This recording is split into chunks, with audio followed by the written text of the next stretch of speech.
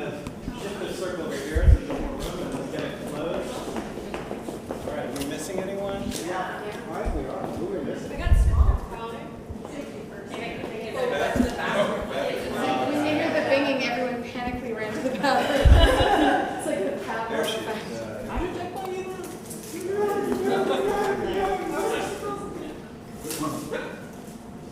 Okay. How many people here have played triangles before? Like the musical instrument? Not the musical instrument, the improv game. Okay, just I Curtis. have actually. Okay. Okay. Yeah, some of you might have done this, so you might have done this with me, Heather. How many here have done an exercise that I've done called dance point in the balcony? Okay, so this is sort of a variation of triangles. This is great. So this will be new for most of you. So we're going to just do a quick post-lunch exercise. The way this works is point get to the circle. Fantastic. I want you all to look around the circle. I want you to pick 2 people. Don't say who you're picking, just identify 2 people in the circle. Oh, and don't include me. Okay, everyone got 2? Yeah. Okay, here's the way it works. So the way it works is when I say go, what's going to happen is, Jeannie, if you could be one of the models, if you could come in, and Gail, the other. So I picked Jeannie and I picked Gail, but I didn't tell them I picked them. So what happens when I say go, they're going to start walking around. And what I need to do is I need to make sure I stay equidistant between the 2 of them at all times. Okay? All right, so people play From or between? between the 2. That's right. So they're standing really close to each other right now, so I could be here and I'm pretty much equidistant. Okay, now they're moving around. So, you know, I could be far away or I could come close. As long as I am equidistant between the 2 of them, I'm satisfying the rule. Make sense? Yeah. Okay. All right, so everyone have their 2? You remember who your 2 are? All right. Stretch for this.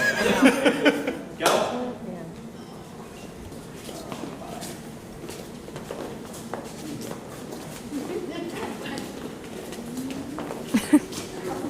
What if you lose your person?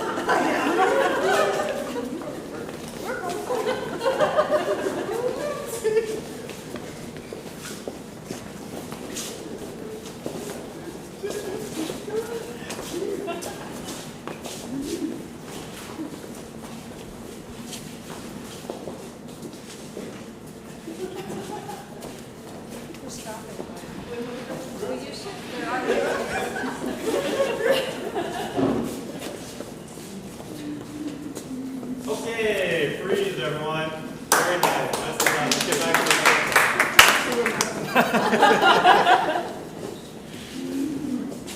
So what happened? What did you all experience? Someone stepped on my foot. Okay, so there was some collisions that happened. I seem to be glued to Ruth from the beginning. So there was a connection. So did you pick Ruth? No, I was actually just physically glued to her. We were obviously both trying to like navigate in a different way. I felt there was a lot of scrunch at the beginning, and then it started to kind of like build a pattern. Got it. Yeah, I feel like there were 2 moments where everybody stopped. What were those moments?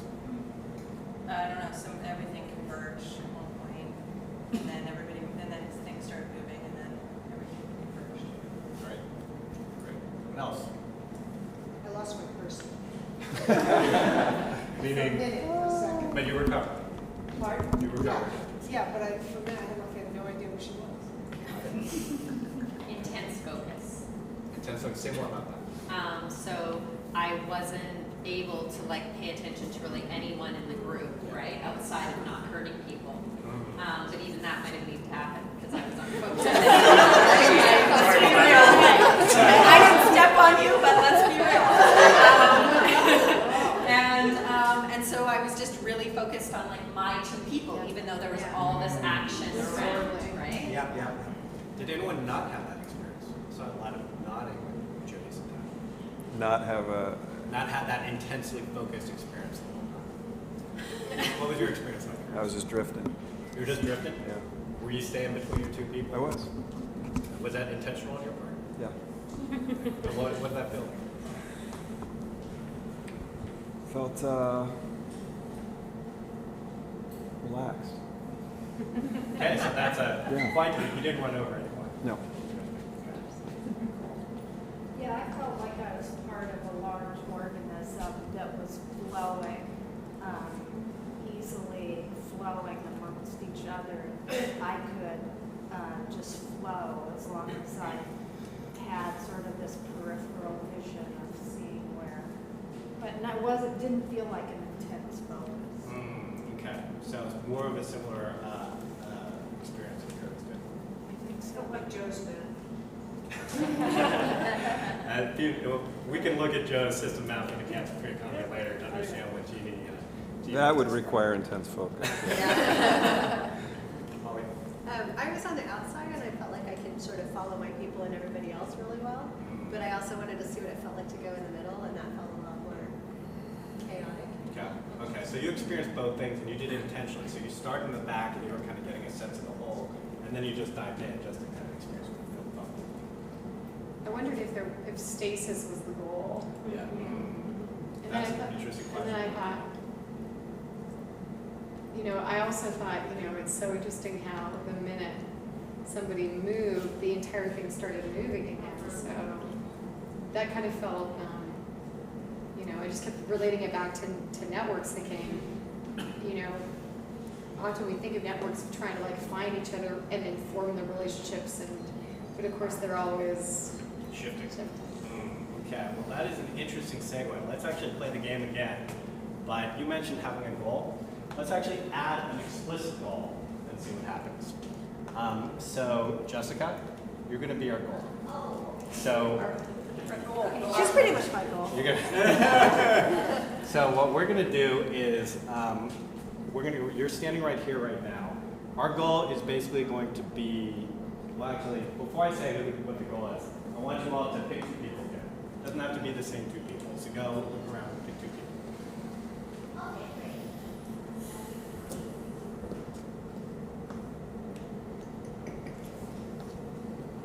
Everyone have two? Okay. So the goal is, Jessica, you're going to start on this side of the room. Okay? And when I say go, you're going to play the game, except now our goal is to take Jessica from there to this orange chair right here, or this plane. We want her to cross the plane. What? So you're going to keep playing the game, right? You want to make sure you stay equidistant between your two people, right? And you also hope somehow, some way, that Jessica is going to move from wherever she is and eventually make it across that plane. Does she have two people? Yep. And she has two people too. You're playing also. Oh, got it. Okay? Everyone understand what's happening here? Does Jessica want to go over there? That's a good question. We don't have that. I am asking all network of is you going to to make force that. her. We decided she's the best person to achieve the network's goal. Just wondering if she's going to. That's an excellent question. Let's see. Let's see what happens. Okay, is everyone ready? Yep. Okay, go.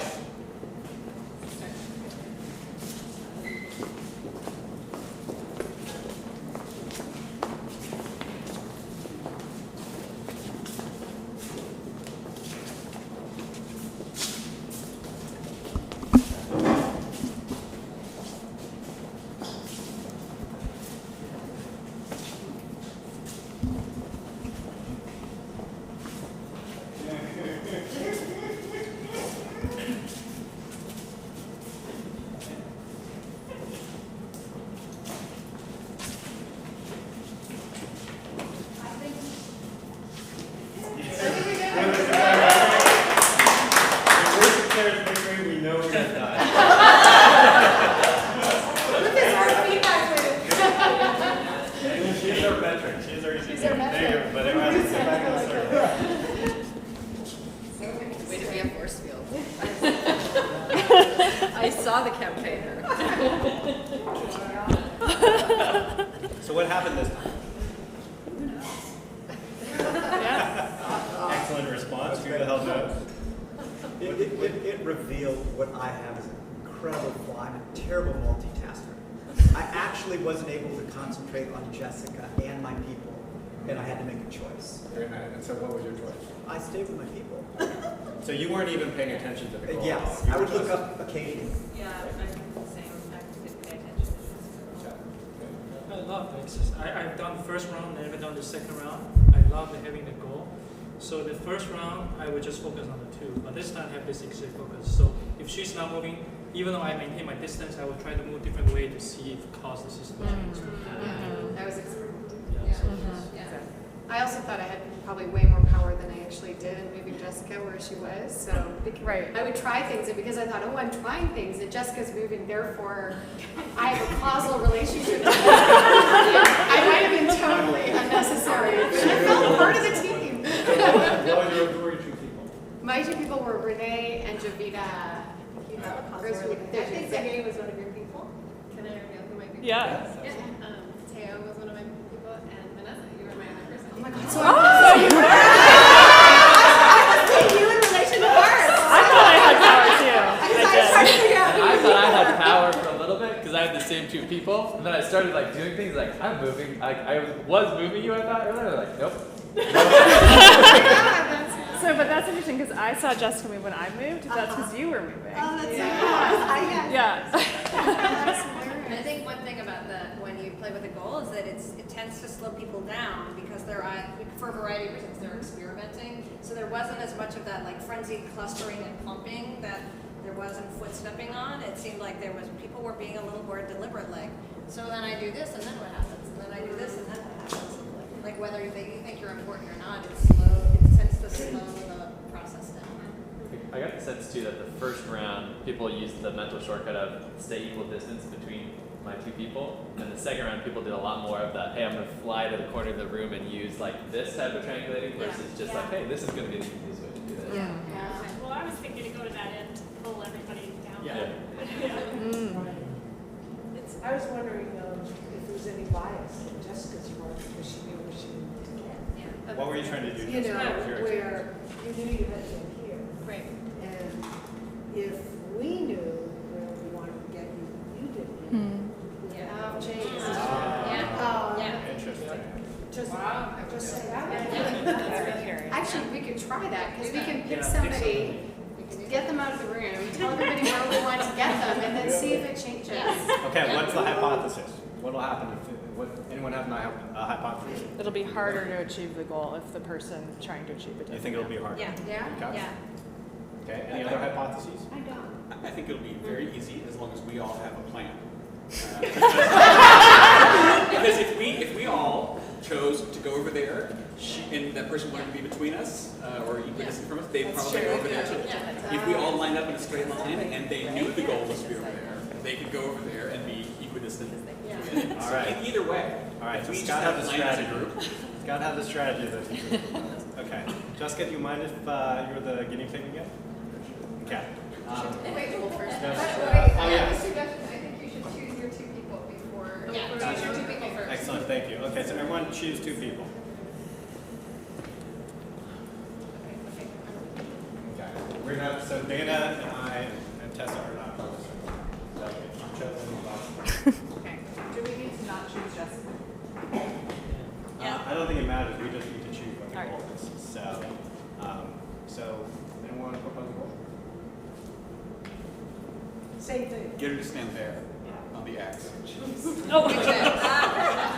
What do people? So we could do the same thing. We could get her. So on that black X No, right this- there. This white one. There's an X. So stand there or cross it? Cross it. Cross it. So just touch it.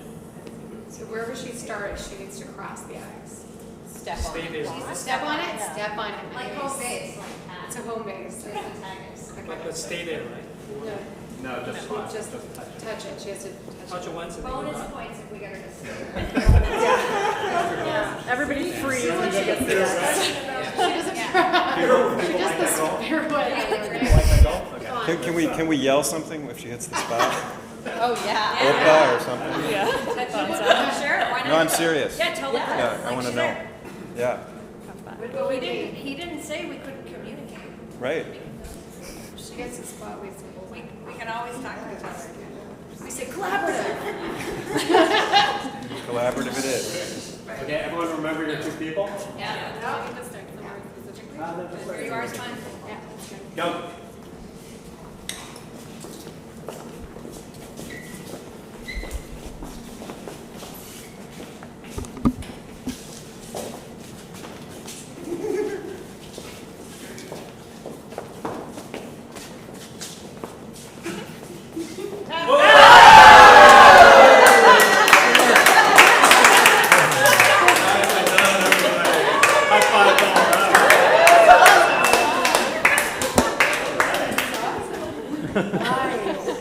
What happened? We randomly stuff on me. Okay, so maybe you guys just got lucky. Is that one hypothesis? Other? We actually, I inadvertently added a fourth thing to keep track of. How so? Because we had two people, we had Jessica and we had the spot, so we actually had 4 points of reference. So you had a point of reference before, but it was a little easier before. Oh, you're right, good point, yeah, But sorry. we just got smaller and smaller and smaller. So there was a The group movements strategy. were like this, Yep. because we didn't want to go too far away from where we were trying to move Jessica. And now I think you were hurting her. It was a little bit of ushering her towards God. And also, had anybody picked Jessica as a person? That's a good question. Because I think that if nobody's triangulating off of her, that gives her a different range of motion than But she's trying. Yeah. she is, but none of us are moving in response. Like you're Yeah. reducing a couple of the links in the system. Probably. But maybe not significant enough to. So we could have shifted the experiment. So that's great. So one of the flaws of the experiment is that we announced, even though we didn't announce what the goal was, we announced that Jessica was going to be part of the goal. And so people were able to make a structural adjustment accordingly that may have impacted that. So we could have done the experiment again. We're not going to, but we could do it again. With everyone picking Jessica as their second. Okay, good. I wonder, and I guess we'd have to have a modeler run the simulations, but I don't think there is a big difference between the first and the second results. Okay, what do you mean by that? That having Jessica not know where she was going didn't make that much of a difference because there's enough interconnectivity that she didn't have enough agency that it mattered. Got it. It actually seemed to me like it happened faster. I think because my agency wasn't part of the equation as much, because before when I was triangulating, I had a choice if I wanted to go that way or to try to stay in between Teo and Vanessa, and I tried to do kind of some of both, but this time I felt like I didn't consciously make that decision. So giving up control on your part, you think actually helps? Yeah. I wonder if we also just upped the stakes for the group and there was more intention around getting her on the spot. That felt like a bigger challenge. It felt like there was more intensity on the part of the group to work together toward that goal. We didn't care about it being What's fast. that? We didn't care about it being fast before. The second time we were like, now we have a hypothesis. We have to try to make this fast. Which Or felt- at least group- as fast as allowed. Group attention and intention around the collective goal felt more intense to me, which makes me think of the power and constraint of a North Star. And Like, alignment around where are the you, goals. Rick? Yeah. Right, because it wasn't just, we had a goal beforehand, Yeah. and what you're suggesting is we actually were much more strongly aligned around this particular goal. It felt like it to me. I also thought about the difference. Like, because I was just thinking, like, if you were modeling, you could run these things out as models. You know, it's actually probably not a very hard model. Like, push something off and does it. But the model doesn't feel anything. So, what you're saying, which is that we're actually human beings and not like little pebbles in the model, really matters a lot. And what you can't get out of it. And we'd also done it. We are learning and building group dynamics every time we do this. So whether it was faster or more intent, we knew each other. We knew who had pointy shoes we had to watch out for and all that. Like we knew all those subtle things.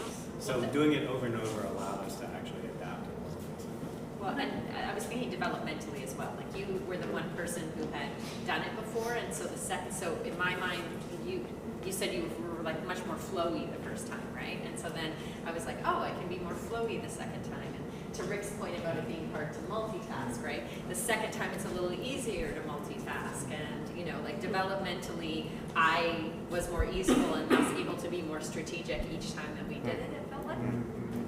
So my thought was, if we're a network working on a goal, moving a goal isn't another player in the network. So that, the North Star analogy doesn't fit there for me anyway. So I don't understand that. I don't understand what you mean. mean, Would like, you have rather had a ball we were trying to move? Yeah. No, I mean a thing, A balloon. a balloon. But you're trying to affect the behavior of what part of the system. To me, a goal of, yeah, but that's, we're going into. We can argue about this later. this is what we just spent 2 days doing, right?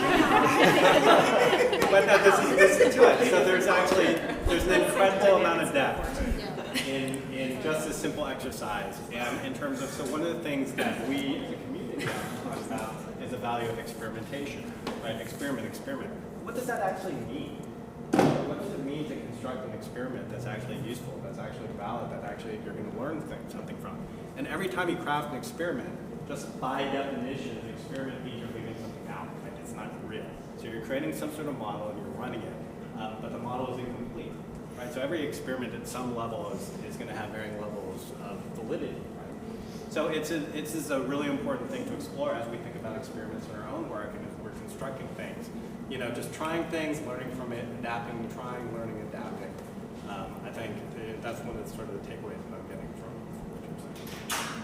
So we've already heard a bunch of things surface. I think you lost. I think Jody's point though is good, which is it's not all an experiment. Sometimes you're doing the same thing again, and having done it once, you're going to do it more easily the next time, and it's not going to be nearly, and it's going to work better. You know. So the value, that's great. So the value of development.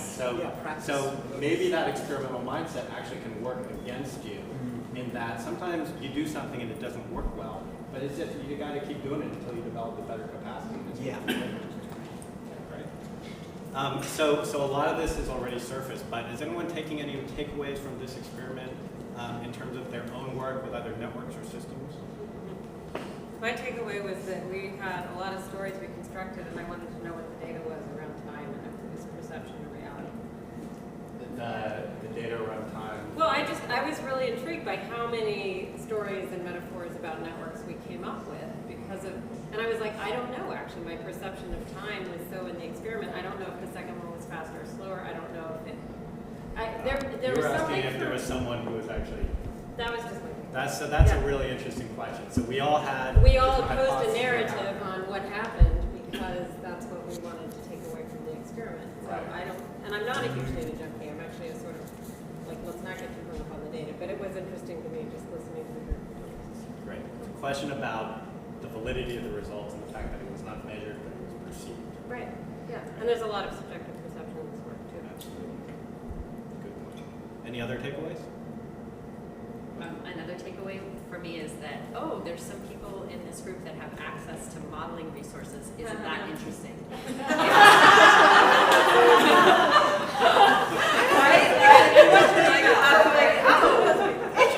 I think some new connections will be formed as a result of that. I think we wanted to jump into the experience of it once we sort of had the idea, and we didn't want to spend all this time constructing. It would be time, it would be the number of movements. You know, we didn't design the experiment fully to answer every question. We wanted to satisfy a kind of curiosity that intrigued us at the moment. So we were serving a different, a different master there. And the master was not to publish this. Right? It's not going to be a published experiment. I mean, what I like about this exercise, and I actually had done it before once I realized what it was, but, I think so often we have this mindset, and advocates certainly do, or funders sometimes, like I'm outside this system intervening in it. And so what this does is it gives you this visceral experience of being in a system, and that any action you make affects the whole, so I just think as a felt experience, it's really important because it's so hard to feel what it's like to be in a system. We always kind of have this perspective we're kind of outside it in some way. So the other thing I like about the experience, this exercise is that it can show you that one, if everybody's connected to just two other things, just one mover shifts. Right, so it speaks to the level of connectivity that's required to actually accomplish things. That's often a big question in networks, right? How much is enough? And in this case, it was only. I think also there was there's different roles in networks. I'm not sure if it's an issue where at the beginning you were saying you were having a hard hard time lifting your view from the two places. And whereas Curtis, seemed to be much more able to kind of, like you were holding the whole, you were kind of looking at the whole. And I always wonder about the ecosystem of different players in a network. And maybe it's okay that some people get kind of pulled along by the network and others are really great pattern seekers. And maybe those different pieces, like at one point in time I actually went further back and stood, just like you talked about, Jeff, at a vantage point. And I noticed other people were right in there, right? And so I just kind of was thinking about that in terms of networks, and that it's maybe okay that not all of us are constantly looking for the pattern of the whole. That's really great. I think there were some questions up around that, like how many people do you need to engage and stuff like this. And maybe this speaks to it. Maybe it's not as big as we think. Maybe different roles are actually going for it. I think one thing too, like we might be way overconfident in our ability to hit a target, especially since we were successful both those times, but like it might be because of Jessica, but like now we're all thinking like, hey, we can hop in and easily move anyone to that target. That might not be true at all. Right. So we've got a lot of people here aware of cognitive biases. This is really great. So, Curtis, you have the last word, my friend. Oh, well, I've spoken a couple times. Oh, okay. Joe always has the last word. We'll go Curtis, Holly, and then Joe. Well, just a question I always have in mind is why people select the people that they do. And so I've run a variation of this, kind of getting at power, equity, and implicit bias. And so just to, I'm often thinking about that. Why have people selected who they've selected, and what does that facilitate, and what doesn't it make possible, right?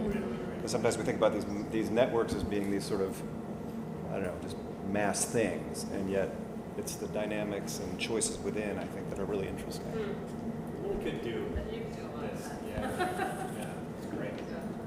Holly?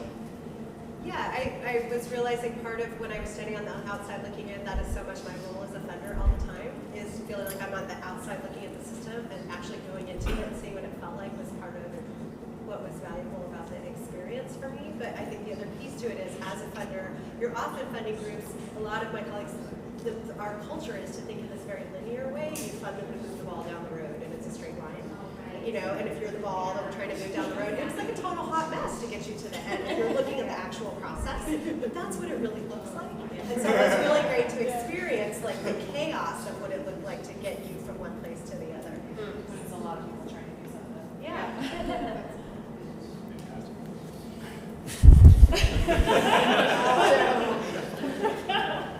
Well, I think there's a lot of application in terms of network. I think people ask, right, I'm working on this part of the system. What is our North Star that brings us all together? How is what I'm working now related to that? Does it have to be completely aligned? This gives me an insight of, it doesn't have to be completely. I can still have my local goals, which is what I've been doing in my past 10 years. But if we share a common North Star, that brings about collective intention to it. I'm still working towards my goal, but with that in mind, we collectively created that. And two is, so one is that there's no really a conflict. I mean, I can still continue to work on my local goals, but then because this collective intention, we can together drive towards that. And two, it actually allow me to do more experimentation. Without that, I would just stay the easy way. I think Jeff was saying to just stay where I am. But now I have this, I am willing to experiment more, go bigger and try and be, because I have a higher goal, allows me to get beyond my normal way of operating. All right, this is why we give Joe the All right, give yourself a round of applause.